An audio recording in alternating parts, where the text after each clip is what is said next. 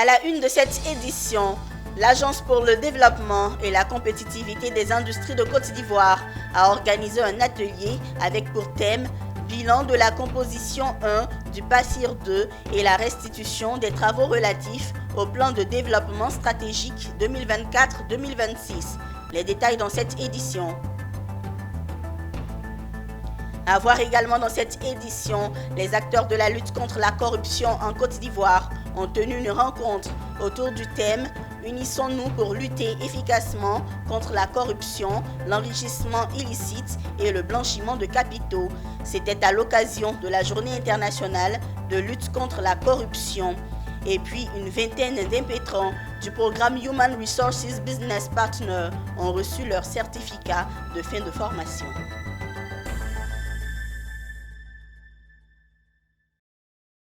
Bienvenue à tous pour cette nouvelle édition sur Business 24 Africa. Bilan de la composition 1 du PASSIR 2 et la restitution des travaux relatifs au plan de développement stratégique 2024-2026. Tel est le thème de l'atelier initié ce 21 décembre 2023 par l'Agence pour le développement et la compétitivité des industries de Côte d'Ivoire. Cet atelier a vu la présence du représentant du ministre délégué chargé de l'intégration africaine et des Ivoiriens de l'étranger et de chefs d'entreprise, Doumbia Ayouba et Zénab Dosso. Ce fut le début d'une nouvelle ère de l'alliance entre l'Agence pour le développement et la compétitivité des industries de Côte d'Ivoire, l'ADCI, et les très petites et moyennes entreprises, TPE industrielles. Le jeudi 21 décembre 2023, l'ADCI a procédé dans un premier temps à la présentation du bilan de la composition 1 du PASSIR 2, qui vise à accompagner 150 très petites et moyennes entreprises TPE industrielles sur une période de 3 ans.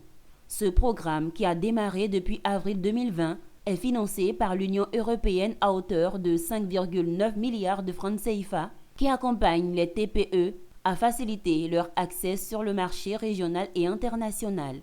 En second, l'ADCI a élaboré les plans stratégiques de l'équipe expert de l'ADCI pour l'année 2024-2026. À cette occasion, le directeur général de l'ADCI, Mohamed Diabaté, satisfait de la réalisation du succès de son bilan, prévoit les perspectives pour l'année 2024-2026. L'atelier qui nous réunit ce matin, c'est pour examiner le bilan que nous tirons de l'exécution du PASSIR, le PASSIR 2, qui est un programme important et qui vise à accompagner les très petites et moyennes entreprises en Côte d'Ivoire dans des chaînes de valeur qui ont été ciblées. Et le programme est un programme qui est conçu pour 3 ans. Il s'agit aujourd'hui d'analyser nos résultats et de tirer les leçons, les bonnes leçons du vécu dans l'exécution de ce programme.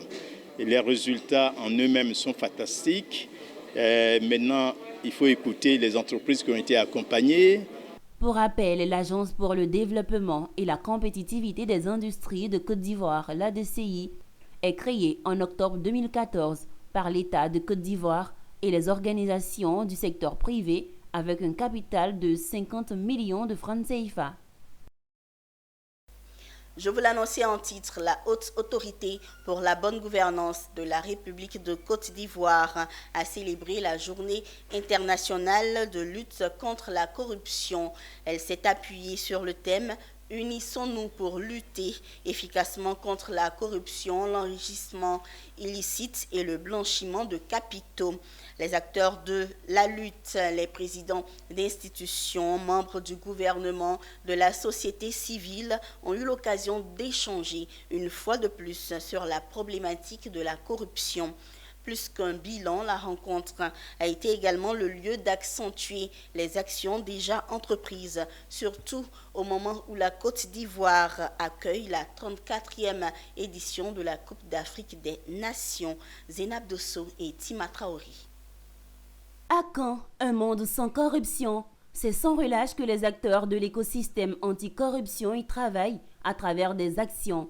C'est le cas de l'édition 2023 de la Journée internationale de lutte contre la corruption célébrée en Côte d'Ivoire à l'initiative de la Haute Autorité pour la bonne gouvernance. Une rencontre qui oblige ces acteurs anticorruption, les présidents d'institutions, membres du gouvernement, de la société civile et toutes les parties prenantes de mutualiser leurs efforts pour atteindre leurs objectifs. Ils imaginent un monde sans corruption, sans blanchiment de capitaux et sans enrichissement illicite, mais un monde où la stabilité du système économique prend toute sa place. C'est pour traduire en acte cette ambition que la Haute Autorité envisage, avec la collaboration des partenaires nationaux et internationaux, la création très prochaine en Côte d'Ivoire d'une académie de bonne gouvernance et de lutte contre la corruption, une académie à vocation sous-régionale pour des formations certifiantes et des formations diplômantes. L'occasion qu'offre la célébration officielle de la Journée internationale de lutte contre la corruption s'inscrit dans le contexte de l'organisation par notre pays pour la seconde fois de la plus prestigieuse compétition footballistique africaine. La Journée internationale de lutte contre la corruption s'est déroulée sous l'œil attentif du président de la Cour des comptes qui a procédé à l'ouverture officielle au nom du vice-président ivoirien. Monsieur le Président de la Haute Autorité pour la bonne gouvernance, votre mission consistera donc, entre autres, à inscrire la Côte d'Ivoire sur la liste des pays vertueux qui inspirent confiance et attirent les investisseurs grâce à un climat des affaires attractif. Dans l'objectif de faire de la Côte d'Ivoire un pays de référence en matière d'éthique, d'intégrité et de valeur du sport à l'horizon 2030, tous les regards sont fixés sur l'organisation de la 34e édition de la Coupe d'Afrique des Nations. Une note sur les entreprises pour le développement des zones rurales ivoiriennes. La cellule d'exécution du programme pilote de développement des zones rurales a récemment rencontré la presse autour d'un déjeuner. Une rencontre qui a permis d'échanger sur le bilan et les difficultés du programme, notamment le manque de financement. Konena Nourgo. C'était une initiative louable, mais aujourd'hui, elle est en passe de devenir un casse-tête.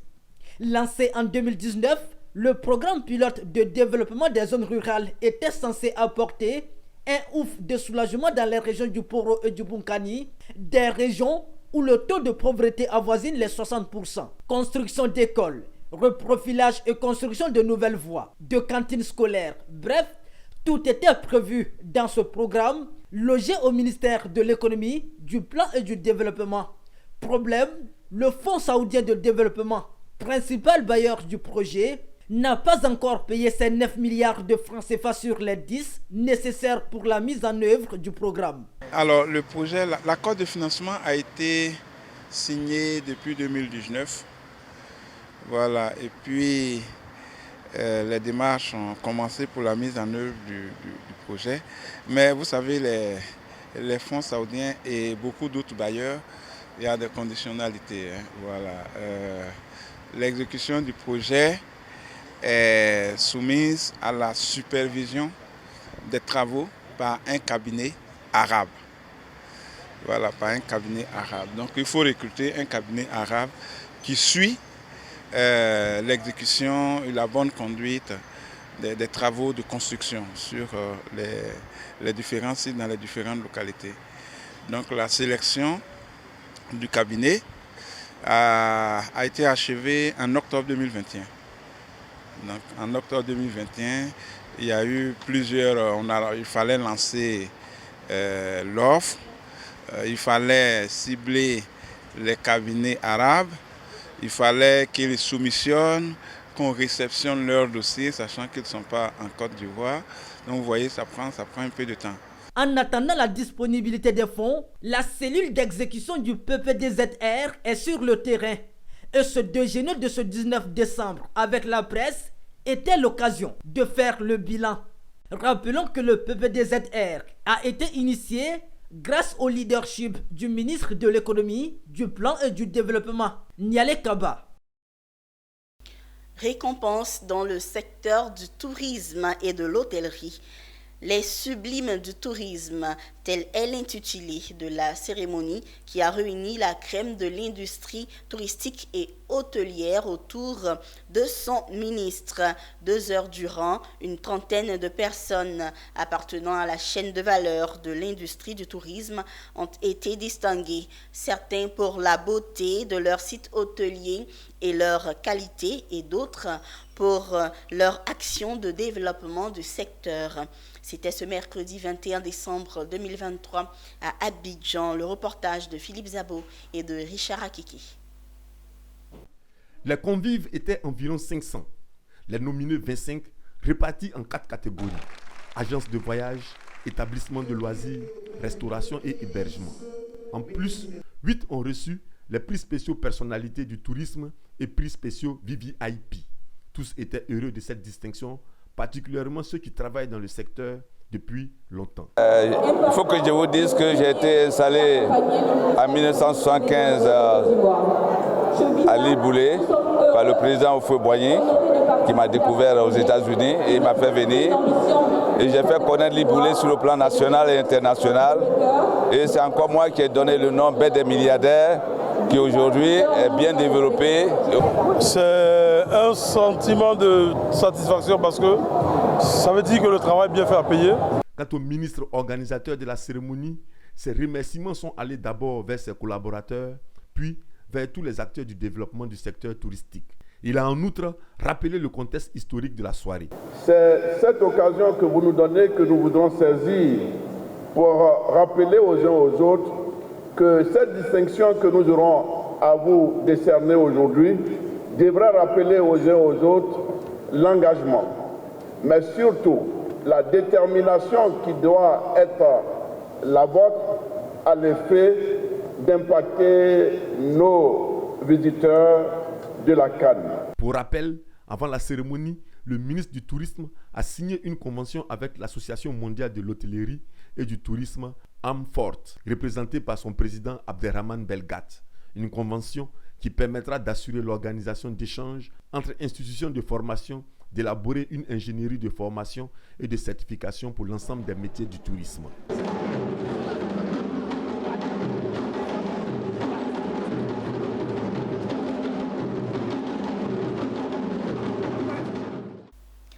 Dans le cadre de la préparation de la 34e édition de la Coupe d'Afrique des Nations organisée en Côte d'Ivoire, le syndicat des transporteurs dénommé Maison des transporteurs de Côte d'Ivoire a fait don de 20 véhicules à ses membres pour renforcer leur efficacité lors de cet événement sportif d'envergure continentale. Ce don a donné lieu à une cérémonie qui s'est déroulée au siège de l'organisation à la Riviera Palmeraie. Le reportage de Philippe Zabo. Tous les moyens sont bons pour que la CAN de football en Côte d'Ivoire soit belle. Et chacun doit jouer sa partition. Pour sa part, la Maison des transporteurs de Côte d'Ivoire, MTC, a offert 20 voitures à ses membres dans le but de satisfaire la population abidjanaise et tous les étrangers désireux de participer à cet événement festif. C'est le soulagement pour les chauffeurs et pour les transporteurs qui seront propriétaires dans 24 mois. Si tout se passe bien, ils seront propriétaires dans 24 mois. Mais l'objectif recherché, ce n'est pas de satisfaire seulement les chauffeurs. Le premier objectif, c'est de satisfaire la population. C'est de satisfaire les étrangers qui seront en Côte d'Ivoire pour la CAN 2024. Notre objectif aujourd'hui, ce n'est pas parce que nous allons gagner des millions ou des milliards, ce n'est pas ça le plus important. Le plus important, il faut que vraiment la population ivoirienne, africaine, vraiment soit satisfaite de la Côte d'Ivoire pour l'organisation de la CAN 2024. Un don qui est le bienvenu selon les récipiendaires. Vraiment, nous sommes très contents d'avoir ces nouveaux véhicules neufs. Parce qu'on ne s'attendait pas à ça. Quelqu'un qui était apprenti est devenu chauffeur. Comment devenir propriétaire de véhicules? J'y rêvais avoir une France de voir. Mais Dieu a brisé mes rêves. Aujourd'hui, grâce à la MTC, nous avons eu les maisons les besoins mais oui, ça me fait vraiment plaisir. Je suis content, ma famille sont contents à travers la MTCI, à travers le président Soumaoro. Le véhicule a été donné sans avance. Ça ressemble à une interview. Sans avance parce que nous sommes adhérés à la MTCI. Merci beaucoup. La maison des transporteurs de Côte d'Ivoire ne compte pas s'arrêter là.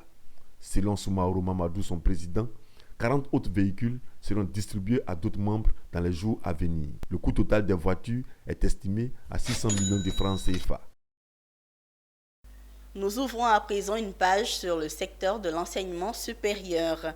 6 mois après son inauguration, le Centre pour la promotion de la langue et des études japonaises, Japan Corner, de l'Université Félix Houphouët-Boigny de Cocody, Abidjan, vient de célébrer la sortie de sa première promotion. 17 étudiants de l'université ayant bénéficié d'une formation de 3 mois ont reçu récemment leur attestation de fin de formation. Pierre Tebeu et Richard Akeke pour le compte rendu. C'est grâce au Centre de promotion de la langue et des études japonaises, Japan Corner, de l'Université Félix Houphouët-Boigny d'Abidjan, que Kanté Aboubakar peut déjà s'exprimer en japonais. Après 3 mois de formation, du 17 septembre au 14 décembre 2023, 17 autres étudiants, comme lui, se sont lancés dans l'apprentissage de la langue japonaise. Pendant cette période de formation, les apprenants ont passé en revue l'écriture, la conjugaison avec une immersion dans la culture japonaise. Tout comme Kanté Aboubakar et Zokora Lionel, parler le japonais est un privilège pour se lancer dans la science. C'était très riche, c'était très riche. Comme vous pouvez voir, la salle est très bien équipée en multimédia. En plus de cela, on a reçu des fiches pour approfondir notre connaissance en langue japonaise. Et comme vous l'avez vu dans le discours, j'ai dit que ça ne s'est pas limité uniquement qu'au manuel d'instruction. Nous avons voyagé culturellement aussi au Japon à travers des vidéos. Cette formation répond aux ambitions du Japan Corner à faire connaître et promouvoir la culture et la langue japonaise aux jeunes étudiants ivoiriens. Ce que j'entends bien, le japonais qu'il parle, c'est vraiment le niveau de la langue japonaise, je crois que très élevé. Et oui, au cours d'un an, en fait, j'ai vraiment compris que le niveau de la langue japonaise ici à Abidjan est extrêmement plus élevé qu'avant. L'objectif recherché, c'est de permettre à des Ivoiriens, ou je dirais tout simplement à des habitants de la Côte d'Ivoire, de se familiariser avec la culture japonaise et d'apprendre la langue sans être parti au Japon. Cette sortie de la première promotion au Japan Corner est un premier pas qui va sans doute valoriser et orienter les apprenants vers la science et la recherche. La cérémonie s'est achevée par la remise des attestations aux apprenants. Les inscriptions sont ouvertes pour la formation des nouveaux étudiants ici au Japan Corner situé au sein de l'Université Félix Houphouët-Boigny d'Abidjan. Et puis une cinquantaine d'étudiants, en majorité de l'Université méthodiste de Côte d'Ivoire, de l'Université Félix Houphouët-Boigny de Cocody et de l'Université éthique ont reçu leur certificat de langue russe. Ces étudiants, les premiers, se sont mis à apprendre la langue russe après que leur université ait signé un accord de coopération. Les étudiants ont reçu leur certificat à l'Université méthodiste de Côte d'Ivoire devant l'ambassadeur de la Fédération de Russie en Côte d'Ivoire. Reportage Philippe Zabo et Seth Ekissi.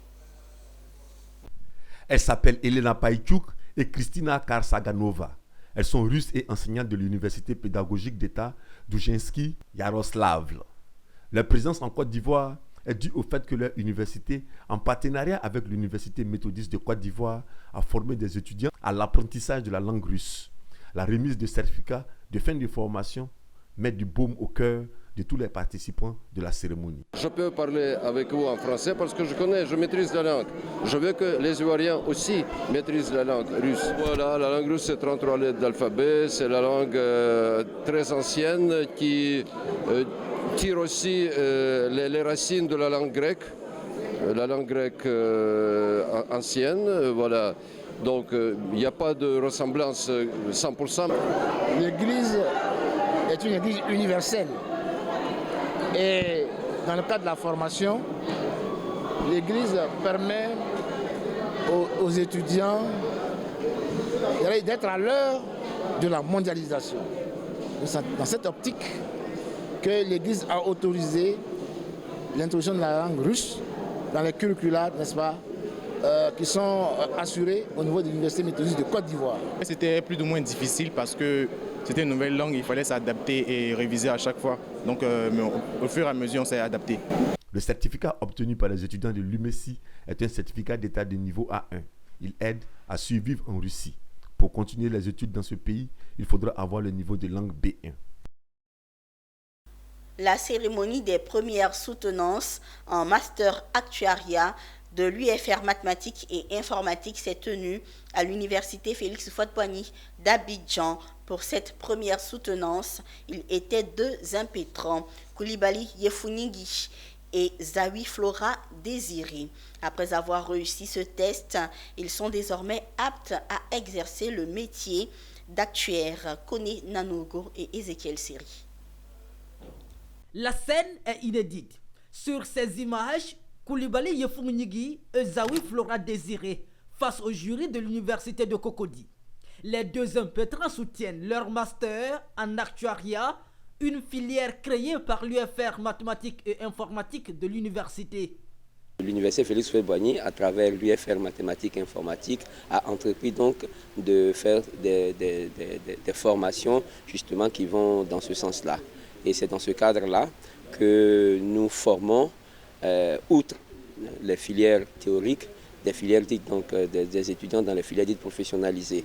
Et comme filière professionnalisée ici, nous avons la formation, disons, actuarielle, comme filière professionnalisée, la formation actuarielle qui est la formation, disons, des spécialistes de l'assurance dans le calcul des risques.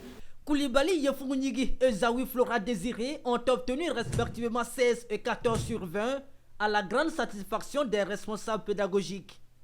La filière est ouverte depuis l'année 2016-2017.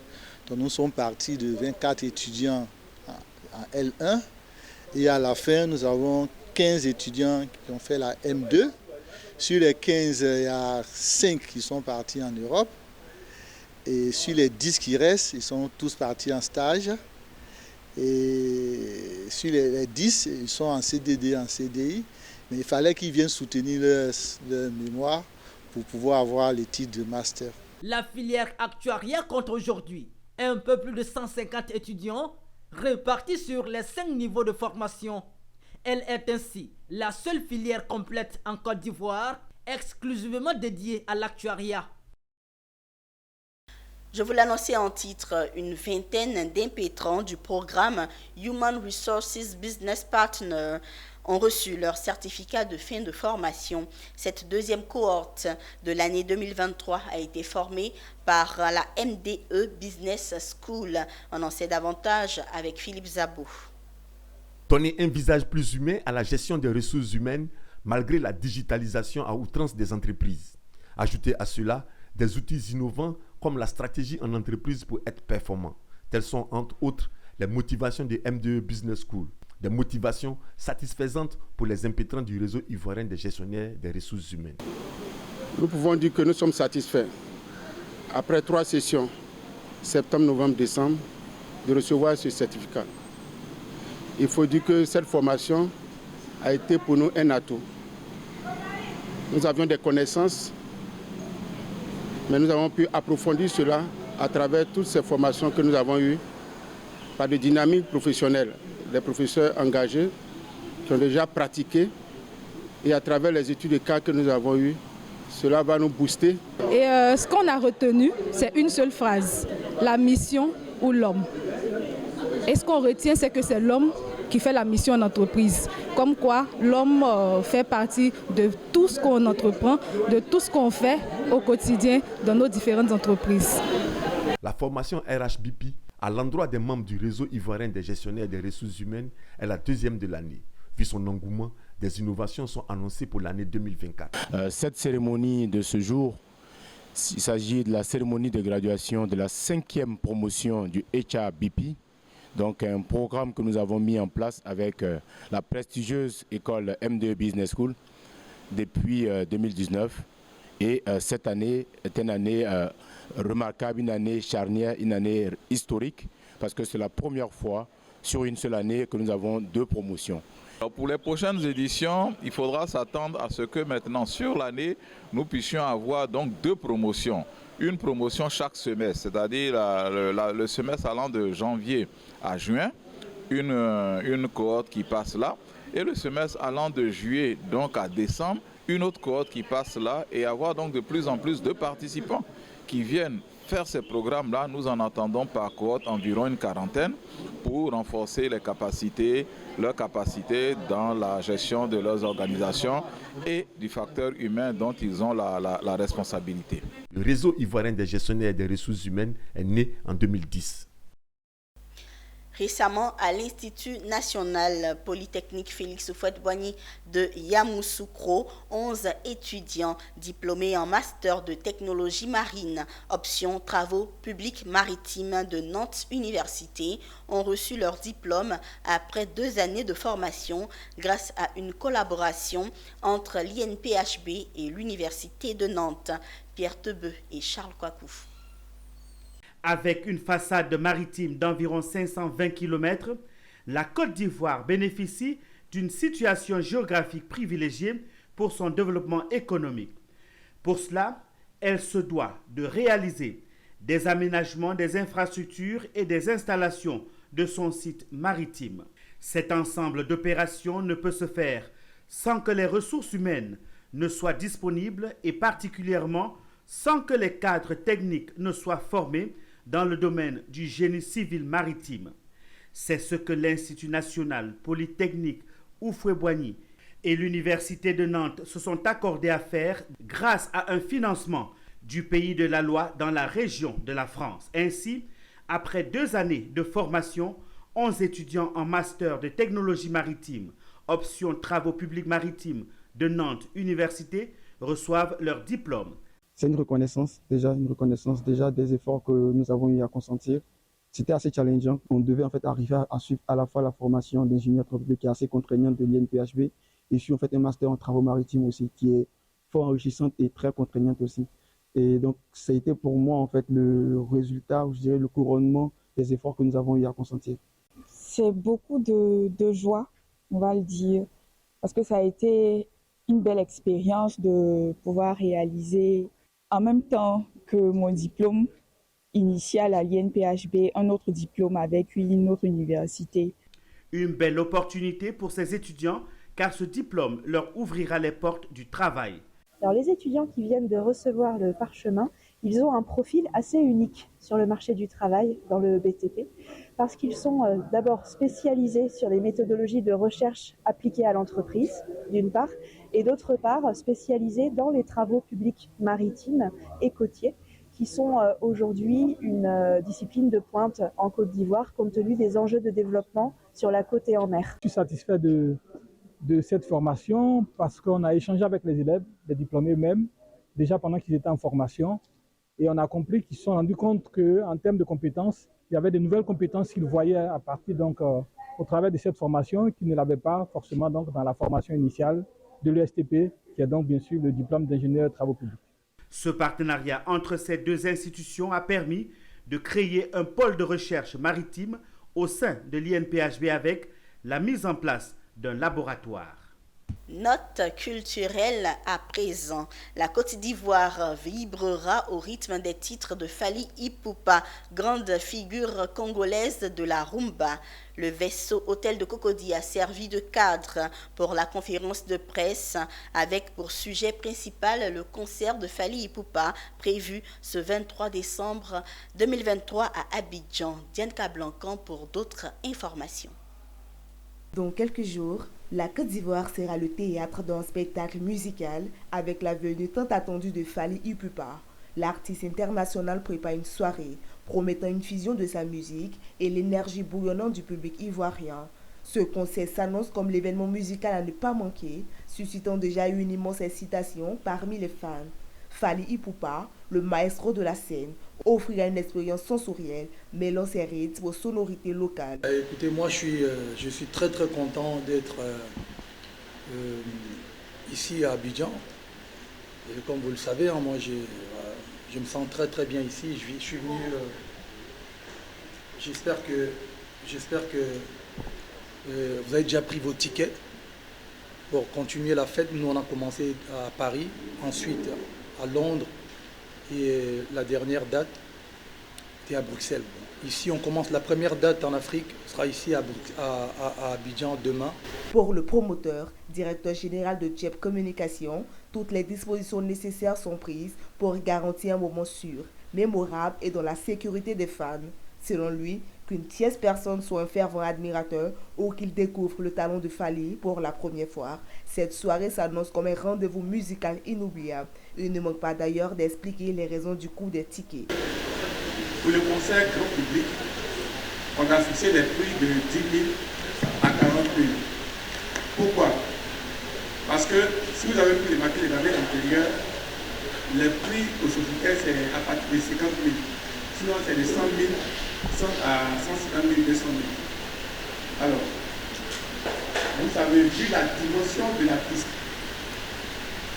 Lorsque vous le déplacez, nous en tant qu'organisateurs, tous les paramètres qui rentrent en ligne de compte pour déplacer une grosse star comme Fally Ipupa, vraiment c'est énorme. Les concerts sont prévus d'abord pour le samedi 23 décembre 2023 au Sofitel Hôtel Ivoire à partir de 19h.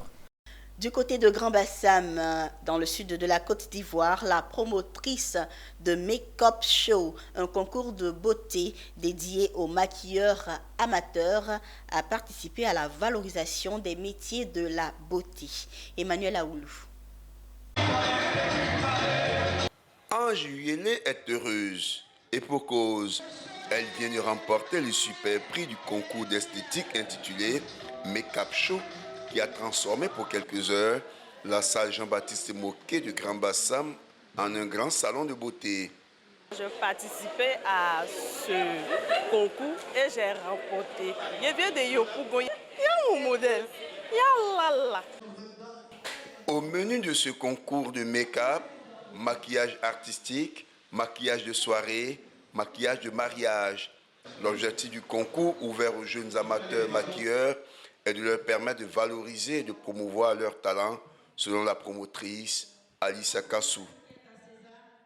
Nous sommes dans l'année de la jeunesse, comme dans le programme de l'État, du gouvernement. Voilà, nous avons voulu nous inscrire dans ce programme-là et dédier ce concours aux jeunes.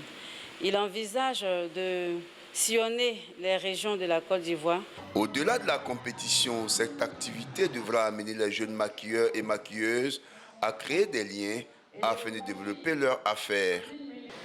Ce concours ne se limite pas à une compétition artistique, mais il s'agit également d'une opportunité pour les jeunes de trouver des partenaires et d'explorer des horizons innovants et de créer des liens qui les pousseront vers un avenir adulte.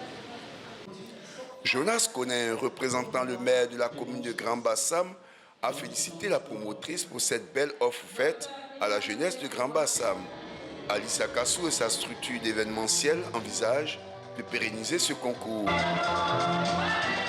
Rendons-nous à présent à Korogo, dans le nord de la Côte d'Ivoire. La 9e édition du festival Senang a été lancée. Le festival est un rendez-vous culturel et économique.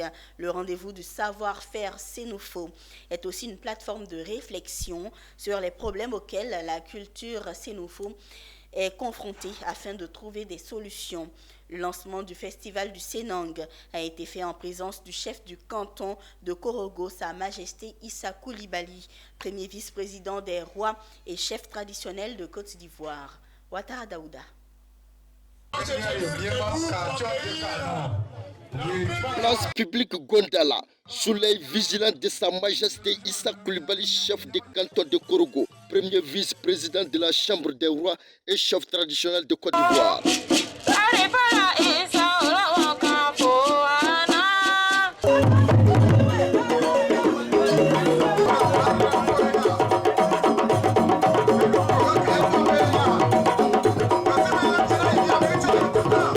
9e édition du Festival du Sénang ouvre ses portes. C'est parti pour 5 jours d'activités culturelles. Le balanfon, les danses traditionnelles et du terroir, les luttes traditionnelles, des conférences sur l'entrepreneuriat, les actions sociales, la formation sur le secourisme, des concours et défilés, des visites touristiques. Voici entre autres les grandes articulations du festival du Sénang 9, sans oublier les atouts économiques qu'il engendre. Durant 5 jours, ce sont les hôtels, ce sont les restaurants, c'est le transport et tous les secteurs d'activité sont touchés parce que les exposants sont là. On a nos artisans qui exposent leur savoir-faire et aussi qui ont la possibilité de vendre. Donc c'est un rendez-vous annuel.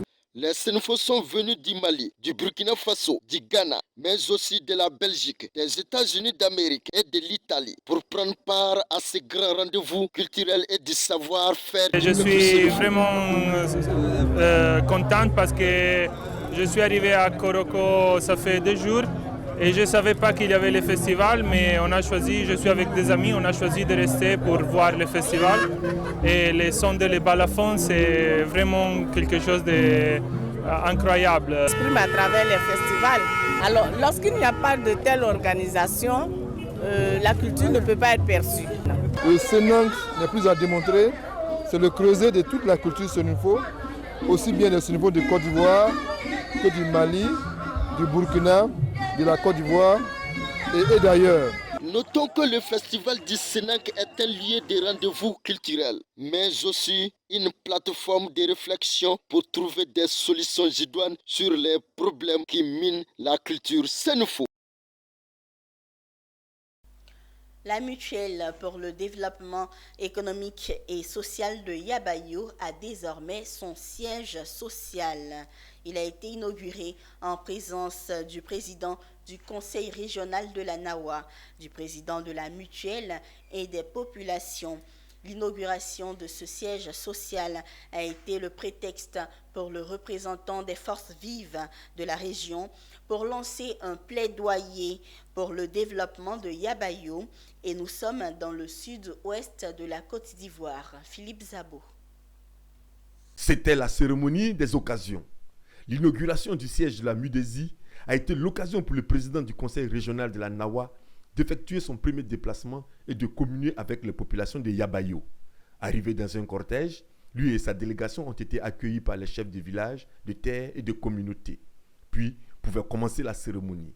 C'était là aussi l'occasion pour le chef de village, pour la représentante des femmes et de la mutuelle de dérouler un chapelet de doléances. Bon, je ne peux pas répéter ce que les parents viennent de dire, mais sachez qu'à Yabayou ici, nous avons trop de préoccupations.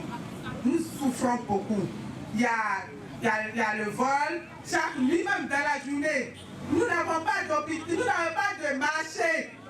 Monsieur le président du conseil régional, on a un problème criard de salles et de tabac dans les 3 écoles de Yabayou et de façon spécifique et particulière à EPP Yabayou 3.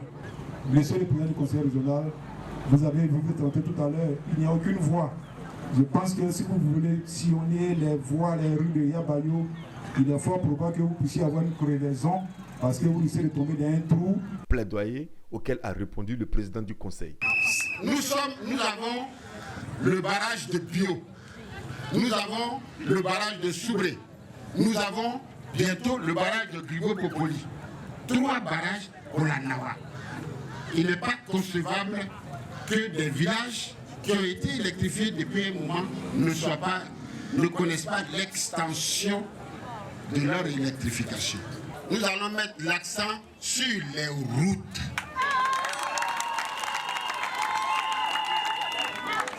Le siège de la MUDESI est un duplex de 3 pièces avec des bureaux équipés. La MUDESI a été créée les 14 et 15 avril 1995 lors d'une assemblée générale extraordinaire.